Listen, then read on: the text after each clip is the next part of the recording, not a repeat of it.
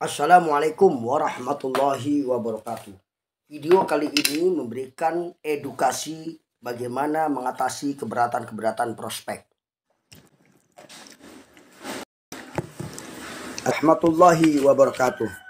Hai, assalamualaikum. Ini untuk menjawab keberatan-keberatan orang bergabung di PT BES ya. Ada orang yang mau bergabung di PT BES tetapi bilangnya terlalu tua. Ada lagi yang masih muda, bilangnya saya masih muda lah, masih main-main, buat apa usaha gitu. Bagaimana mengatasi orang yang seperti ini? Nah, mudah caranya Pak. Berikan contoh-contoh di video-video banyak orang tua yang berhasil, ibu-ibu yang sadis, sadar bisnis. Itu banyak yang berhasil di PT BES. Banyak orang mengidentifikasi usia muda dan usia tua itu menjadi satu kendala dalam usaha. Memiliki kemampuan. Kalau udah tua kemampuannya menurun, itu benar. Hanya untuk orang yang sudah merasa tua saja. Banyak anak muda yang kemampuannya menurun karena merasa sudah tua, merasa tidak bisa, merasa tidak mampu. Ya, betul nggak? Betul. Nah, saudaraku, jadi impian dan antusiasme ternyata mampu membuat orang yang sudah berusia tua menjadi tetap produktif. Bahkan mengalahkan banyak anak muda yang seharusnya lebih segar fisiknya dan lebih hebat kerjanya. Nah, teman-teman sekalian, nah ini pertama, ada seorang perempuan yang sudah tua lagi. Yang kedua, dia harus menaklukkan geografi Papua yang sangat sulit.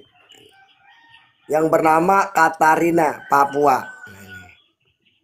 Ini umurnya sudah tua Bapak Ibu, sudah 54 tahun. Tetapi mampu menaklukkan ya, geografi di Papua. Kenapa?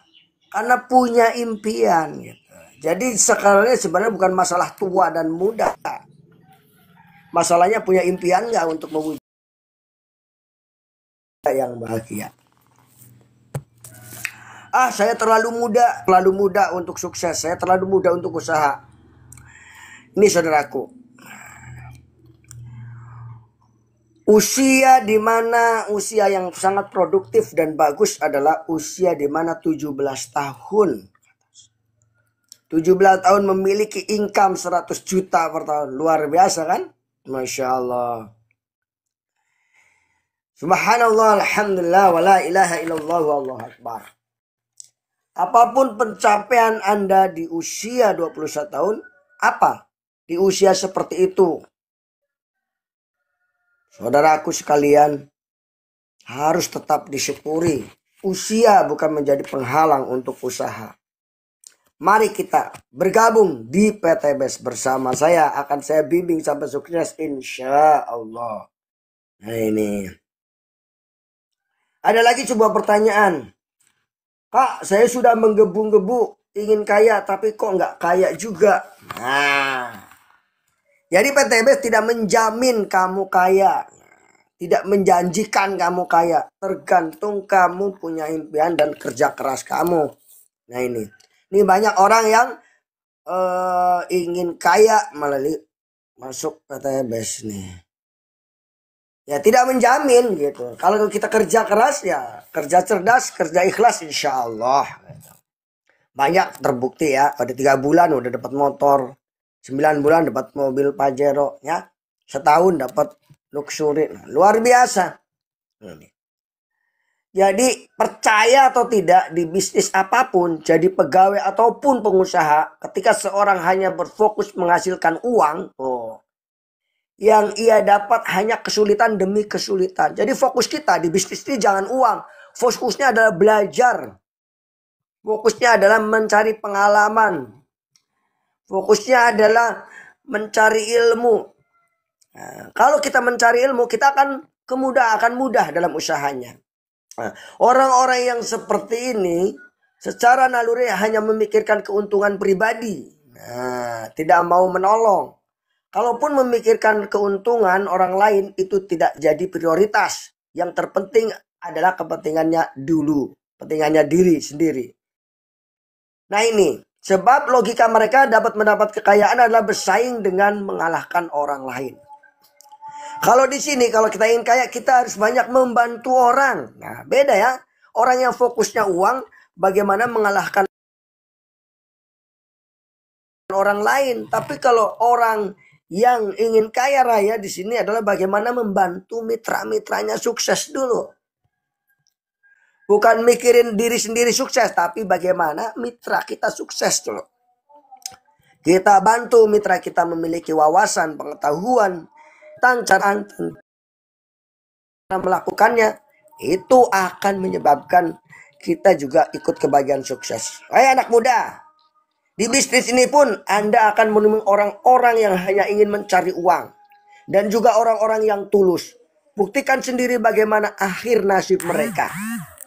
Orang yang hanya fokus uang akan kesulitan-kesulitan terus-menerus. Tapi kalau orang yang fokusnya membantu orang lain akan mendapatkan kemudahan. Jadi jangan sampai salah niat ya dalam menjalankan bisnis ini. Niatkan untuk membantu orang lain, bukan untuk mencari uang. Mencari uang jadi tukang rongsokan aja, jadi tukang ojek atau jadi yang lainnya, jadi tukang bakso. Di bisnis ini tujuannya adalah belajar dan membantu orang lain. Insya Allah akan diberikan kemudahan dalam hidupnya. Bagaimana Rasulullah SAW juga bersabda yang artinya Innallaha fi'aunil abdi ma dama abdi fi'auni akhihi. Dalam hadis qudsi dikatakan bahwa Allah akan menolong hambanya selama hambanya itu masih mau menolong saudaranya. Jadi kita bantu mitra-mitra kita untuk sukses. Bukan mikirin kita dulu sukses. Mitra kita bagaimana sukses. Insya Allah kita akan sukses. Jadi jangan fokus pada uang. Fokuslah pada belajar dan membantu orang lain. Apalagi dengan bisnis yang luar biasa ini ya. Nah, jadi tugas saya adalah membantu orang lain. Dan luaran sana masih banyak orang yang harus kita bantu dan membutuhkan pertolongan. Kita harus selamatkan mereka. Banyak yang tidak bisa membeli makanan. Banyak yang tidak bisa membiayai anak untuk sekolah pendidikan. Banyak yang masih makan di bawah standar gizi. Nah ini dengan menjalankan bisnis ini insya Allah ya akan membantu keluarga, teman, kerabat, tetangga dan lainnya dengan membangun bisnis tanpa modal. Nah, ini terinspirasi oleh seorang visioner ya bahwa kita ini ingin membangun umat terbebas dari riba, terbebas dari hutang, terbebas dari kesulitan hidup. Nah, ada lagi yang bilang gini, Pak, saya tidak tahan, Pak. Saya kalau ditolak sakit, hati saya sakit, Pak. Nah, saudaraku, di bisnis manapun itu pasti ada penolakan. Di bisnis manapun pasti ada penolakan. Penolakan itu pasti. Tapi seberapa sakit itu tergantung seberapa besar dan kuat impian kita. Kalau impian kita kuat, besar, kita tidak akan merasa sakit. Cemoohan, hinaan, itu bahkan sebagai pupuk kita untuk memecut semangat kita. Impian seperti itu adalah impian itu seperti obat bius, saudaraku. Penghilang rasa sakit akibat ditolak. Semua orang pasti menolak bisnis ini. Pasti ada yang menerima nantinya. Jangan baru ditolak sekali udah mewek. Ditolak 3 kali ngeluh sama. Terus ditolak 5 kali langsung mundur. Itu namanya muntaber. Mundur tanpa berita. Na'udzubillah. Cuma na'udzubillah. Nah ini. Pertama kali saya presentasi. Belum sampai 15 menit ngomong. Itu sudah ditolak, saudaraku. Sudah dicemooh lah, lo dagang yang bener aja. Jangan dagang impian. Nah, justru itulah, saudaraku. Nah, kita harus membangun sikap yang positif. Yang pertama, biasakan kita berkata jujur. Jangan sampai kita membohong. Kalau kita udah membohong, orang tidak percaya pada diri kita. Kalau sudah tidak percaya, itu berbahaya, menyebabkan rezeki kita seret. Jadi bangun sikap positif. Yang kedua, bangun impian. Impian yang kuat, yang menghujam ke dalam hati kita, sehingga kita bisa meraihnya. Dan bangun hubungan dengan Allah, karena semua impian itu akan berhasil jika Allah menyetujuinya. Para luxury, para luxury, para ambasador yang sudah mendapatkan motor, mobil, rumah mewah, semuanya itu adalah mereka itikaf 3 hari 3 malam. Mencari pertolongan Allah selama 72-4 jam. Kita belum apa-apa udah pengen sukses aja.